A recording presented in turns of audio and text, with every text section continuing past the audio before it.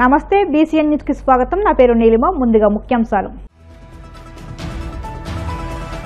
ఈ నెల 8 నుండి 24 వరకు విశాఖలో ఆంధ్ర ప్రీమియర్ లీగ్ క్రికెట్ పోటీలు. ఎస్ఆర్కేఆర్ ఇంజనీరింగ్ కళాశాలలో Bhimavaram bulls cricket team logo jersey ఆవిష్కరించిన deputy speaker triple PAC chairman Anjibabu. Atmakur Andhra engineering కళాశాలలో మెగా జాబ్ మేళాను ప్రారంభించిన మంత్రి ఆనం. నిరుద్యోగ యువతకు మంచి భవిష్యత్తును అందించడమే కూటమి ప్రభుత్వ లక్ష్యమని స్పష్టం. హోంమంత్రి అనిత తన పదవిని నిలబెట్టుకోవడం కోసం జగన్పై విమర్శలు చేస్తున్నారు. విమర్శలు గుప్పించిన వైసీపీ ఎమ్మెల్సీ వరదు కళ్యాణి.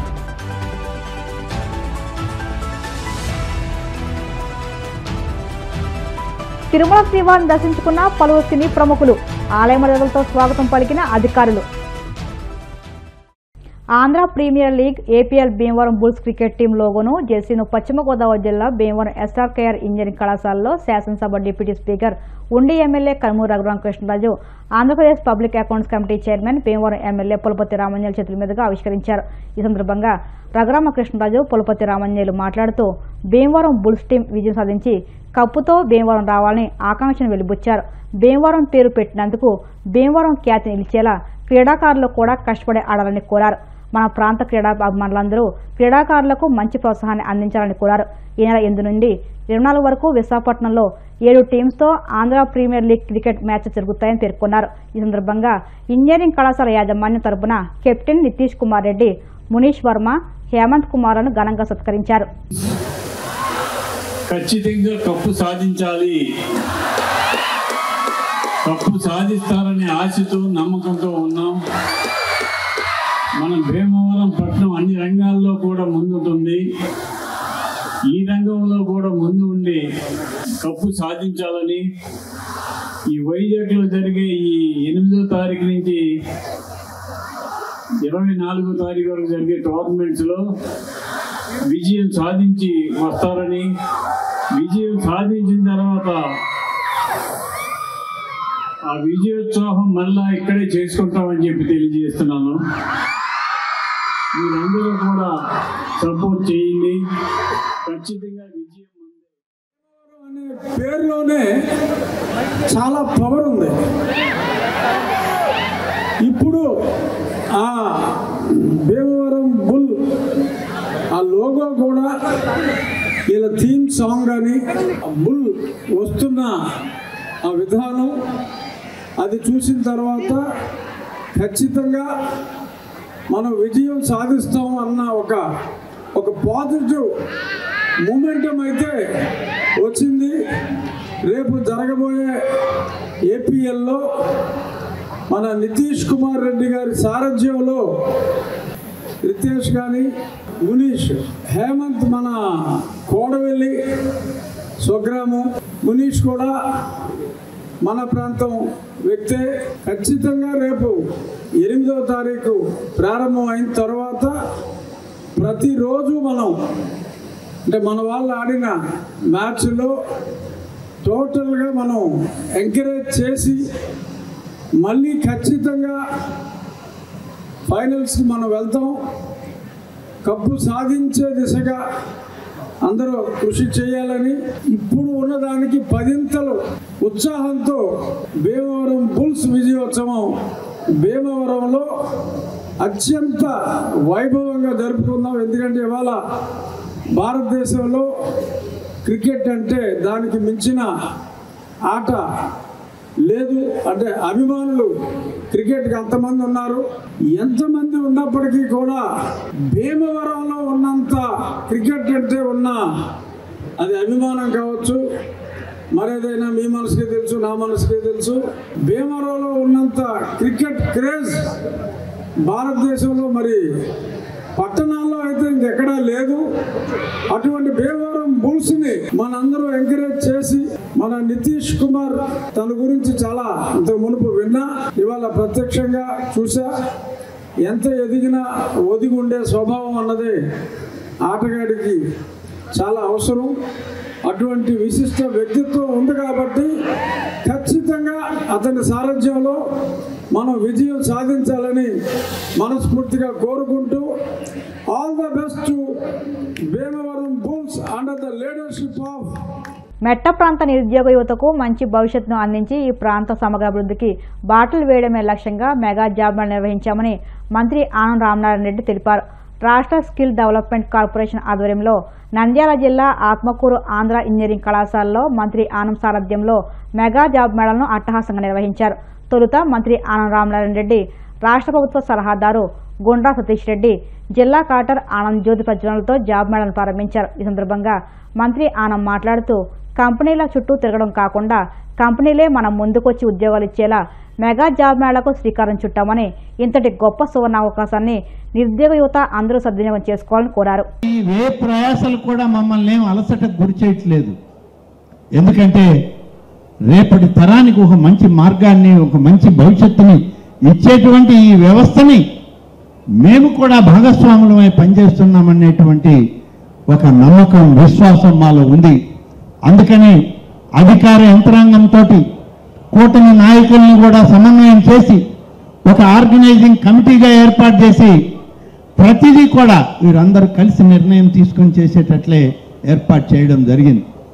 నేనైతే అప్పుడప్పుడు వాళ్ళని అడుగుతూ వచ్చానే తప్ప నిజంగా ఇంత పెద్ద కార్యక్రమాన్ని స్పెషల్ ఆఫీసర్గా ఆత్మకూరు ఆర్డీఓ గారు, అలాగే కన్వీనర్గా తహసీల్దార్ గారు, ఈ కాలేజీ ప్రిన్సిపాల్ గారు, ఈ కాలేజీ ఫ్యాకల్టీ, అలాగే మా కూటమి నాయకులు అందరూ కలిసి ఒక ఆర్గనైజింగ్ కమిటీగా ఏర్పడి దీన్ని ఇంత పెద్ద ఎత్తున నిర్వహిస్తూ ఉన్నారు. ఇప్పటికీ అధికారికంగా వచ్చినటువంటి రిజిస్ట్రేషన్ 2185 ఆన్లైన్ రిజిస్ట్రేషన్లు అయితే స్పాట్ రిజిస్ట్రేషన్స్ ఇంకా దొరుకుతున్నాయి. ఆ ఫిగర్ ఇంకా పెరుగుతుంది అని చెప్పి మీకు మనవి చేస్తా ఉన్నాను. ఇప్పటికే స్పాట్ రిజిస్ట్రేషన్స్ 55 పూర్తయినాయి. లేడీస్ అయితే 807 మంది రిజిస్టర్ అయ్యారు. బీటెక్ గ్రాడ్యుయేట్స్ మొదట మేము అనుకున్నది కేవలం పాలిటెక్నిక్, ఐటీఐ వాళ్ళకి సరిపడే విధంగా చేయాలి. ఆ తర్వాత ఇంత పెద్ద ఎత్తున ఈ కార్యక్రమం నిర్వహిస్తున్నామని చెప్పాక సతీష్ రెడ్డి గారు కాదు బీటెక్ గ్రాడ్యుయేట్స్ని కూడా పిలిపిద్దాం, ఆ కంపెనీలను కూడా మనం సౌత్ ఇండియా నుంచి అలాగే ఇతర ప్రాంతాల నుంచి పిలిపిద్దామని చెప్పి వారు చెప్పిన మీదట ఇవాళ బీటెక్ గ్రాడ్యుయేట్స్ ఇప్పటికి రిజిస్టర్ అయిన వాళ్ళు 593 మంది రిజిస్టర్ అయ్యారు. ఆర్డినరీ డిగ్రీ గ్రాడ్యుయేషన్ పూర్తి చేసిన వాళ్ళు 656, ఇంటర్మీడియట్ స్టూడెంట్స్ పూర్తి చేసుకున్న వాళ్ళు 335, 10th క్లాస్ పాస్ అయిన వాళ్ళు 112, ఐటీఐ వాళ్ళు 179, డిప్లొమా వాళ్ళు 59. ఇంకా ఈ యొక్క రిజిస్ట్రేషన్ పూర్తయితే ఈ నెంబర్ సమగ్రంగా పెరుగుతుందని చెప్పి ఆశిస్తా ఉన్నాను. ఇందులో ప్రతి ఒక్కరికి అవకాశాలు ఉన్నాయి. మీ ఆలోచన, మీ విద్యార్హతలు, మీ నైపుణ్యత, మీరు చేసేటువంటి కార్యక్రమాల్లో ఈ కంపెనీలన్నీ కూడా మిమ్మల్ని సెలెక్ట్ చేసుకోవడానికి ఇంతమంది ఇన్ని కంపెనీలు, దాదాపుగా ఇక్కడికి వచ్చిన కంపెనీలు చూస్తే ఇప్పటికే 93 కంపెనీలు ఇక్కడికి రావడం జరిగింది.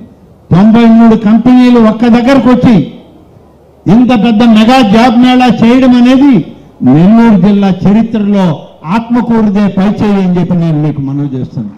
వైసీపీ అధ్యక్షుడు జగన్మోహన్ రెడ్డి చేపట్టిన నెల్లూరు పర్యటన విజయవంతం కావడంతో కూటమి నేతలు అనిత, ప్రశాంత్ రెడ్డి మతిభ్రమించి మాట్లాడుతున్నారని వైసీపీ ఎమ్మెల్సీ వరదు కళ్యాణి విమర్శించారు. జనాలు రాలేదని అనిత మాట్లాడుతున్నారని, జనాలు వచ్చినట్లు నిరూపిస్తే మంత్రి పదవికి అనిత రాజీనామా చేస్తారని ప్రశ్నించారు. జగన్ పర్యటనకు జనాలు రాకుండా 3000 మంది పోలీసులను పెట్టారని, రోడ్ల మీద గుంతలు తవ్వి ఇనుప కంచెలు అడ్డంగా వేశారని, అయినా జనాలు రాకుండా అడ్డుకోలేకపోయారని ఎద్దేవా చేశారు. అనిత తన పదవిని నిలబెట్టుకోవడం కోసం జగన్పై విమర్శలు చేస్తున్నారని దుమ్మెత్తారు. అనిత మతిస్థిమితం కోల్పోయి మాట్లాడుతున్నారని దుయ్యబట్టారు. 100 మందికి మించి జనం రాకూడదని ఆంక్షలు పెట్టారు. అలాగే అక్రమ కేసులు పెడతామని బెదిరించారు. కానీ జగనన్నని గుండెల్లో దేవుడిగా కొలుస్తూ ఉన్న కార్యకర్తలు, ఈ రాష్ట్ర ప్రజలు, ముఖ్యంగా నెల్లూరు ప్రజలు తండోలుగా తరలివచ్చి వీళ్ళు ఎంత భయపెట్టినా వినకుండా జగనన్న పర్యటనని విజయవంతం చేయడం జరిగింది. దాన్ని చూసి వీళ్ళు ఓర్వలేక ఇష్టం వచ్చినట్టుగా మాట్లాడుతూ ఉన్నారు. ఈ మైండ్ బ్లాంక్ అయిన పాయకరావుపేట ఎమ్మెల్యే గారు, అలాగే కొవ్వూరు ఎమ్మెల్యే గారు పచ్చి అబద్ధాలు, ఇష్టం వచ్చినట్టుగా అవాకులు చవాకులు మాట్లాడిన విషయం మనందరము చూసాం. వాళ్ళకి సమాధానం చెప్పడానికి ఈరోజు మీ ముందుకు రావడం జరిగింది. ఒకవైపు జనం రాకుండా గోతులు తవ్వేశారు, ఇంకోవైపు బారికేడ్లు పెట్టేశారు, ఇనుప కంచులు పెట్టారు. అయినా ఏమైనా జనం ఆగారా? నెల్లూరు మొత్తం జనంతో నిండిపోయింది. అంత నిండిపోతే ఈ పాయకరావుపేట ఎమ్మెల్యే గారు అంటారు జనం లేకంట, సాక్షి టీవీలోనంట గతంలో బంగారుపాలెంలో జరిగిన విజువల్స్ని చూపించారంట. అమ్మ హోంమంత్రి గారు, మీరు హోంమంత్రి స్థానంలో ఉన్నారు కదా, మీకేమో 3000 మంది పోలీసుల్ని పెట్టారు, అలాగే మీ ఎల్లో మీడియా ఉంది, అలాగే మీ అధికారులు ఉన్నారు, ఎంతమంది వచ్చారో చూసుకోవాలి కదా. మీకు నిజంగా దమ్ముంటే, సవాల్ చేస్తున్నాం, మీకు దమ్ముంటే జనం రాలేదు అనేది నిరూపించండి. లేదా సాక్షి టీవీలో ఎక్కడ చూపించారో మీరు నిరూపించాల్సిందిగా పాయకరావుపేట ఎమ్మెల్యే గారిని సవాల్ చేస్తూ ఉన్నాను. నిరూపిస్తే మేము దేనికైనా సిద్ధం. నిరూపించలేకపోతే మీరు హోంమంత్రిగా రాజీనామా చేస్తారా? అసలు ఒక బాధ్యతాయుతమైన పదవిలో ఉన్న మీరు ఏ రోజైనా మీ బాధ్యతని సక్రమంగా నిర్వర్తించారా పాయకరావుపేట ఎమ్మెల్యే గారు అని నేను అడుగుతున్నాను. మీరు ఎంతసేపు జగనన్న మీద విమర్శలు చేయడానికి మాత్రమే పరిమితం అవుతూ ఉన్నారు. ఈ రాష్ట్రంలో మీ కూటమి అధికారంలోకి వచ్చి 13 నెలలైంది. 13 నెలల్లో ఎంతో మంది మహిళల మీద ఎన్నో అఘాయిత్యాలు జరిగాయి. ఏ ఒక్క సంఘటనలో అయినా మీరు స్పందించారా? ఆ కుటుంబానికి అండగా నిలబడ్డారా? ఆ కుటుంబానికి ధైర్యం చెప్పారా? ఆ బాధిత మహిళకు వెళ్ళి పరామర్శ చేశారా అని నేను అడుగుతూ ఉన్నాను. మీరు బాధితులకి ఎప్పుడూ సపోర్టుగా నిలబడలేదు సరి కదా. దౌర్జన్యం చేసిన వాళ్ళకి అలాగే దుర్మార్గులకి ప్రతి సందర్భంలో కూడా కొమ్ము కాస్తూ వాళ్ళకి అండగా నిలబడ్డారు.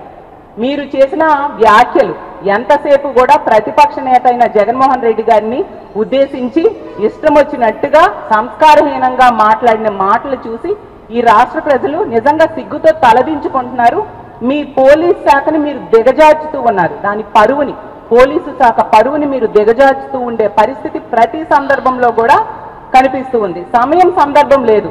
ఎక్కడ అవకాశం వస్తే అక్కడ జగన్మోహన్ రెడ్డి గారిని తిట్టడమే పనిగా పెట్టుకున్నారు. అందుకోసమే మీకు హోంమంత్రి పదవి ఇచ్చినట్టుగా ఈ రాష్ట్ర ప్రజలకి అర్థమవుతూ ఉంది. మాట్లాడితే జగన్మోహన్ రెడ్డి గారిని ఏకవచనంతో సంబోధిస్తారు. అసలు జగనన్న గురించి మాట్లాడే అర్హత మీకుందా? జగనన్న కాలిగోటికి మీరు సరిపోతారా అని నేను అడుగుతూ ఉన్నాను. అసలు ఏకవచనంతో సంపాదించడం ఏంటి? మా ఉత్తరాంధ్రలో ఒక సామెత ఉంది, ఏకవచనంతో సంబోధించే వాళ్ళని అంటూ ఉంటారు. వీడేంటి ఏకవచనంతో సంబోధిస్తూ ఉన్నాడు, వీడేమైనా బొడ్డు కోసి పేరు పెట్టాడా అనేసి. జగనన్నకి అంత దారుణంగా జగన్మోహన్ రెడ్డి నువ్వు ఏమనుకుంటున్నారు? అతను ఒక ప్రతిపక్ష నేత, ఒక ప్రతిపక్ష పార్టీకి అధినేత. 40% ఓట్ షేర్ ఉన్న పార్టీ మాది. మాజీ ముఖ్యమంత్రి, దేశంలోనే అత్యంత ప్రజాదరణ కలిగిన నేత జగన్మోహన్ రెడ్డి గారు. అలాంటి వ్యక్తిని పట్టుకొని నువ్వు అని మాట్లాడడానికి మీకు సిగ్గు అనిపించట్లేదా హోంమంత్రి గారు అని నేను అడుగుతున్నాను. ఇప్పుడు కాసేపు ప్రకటనలు.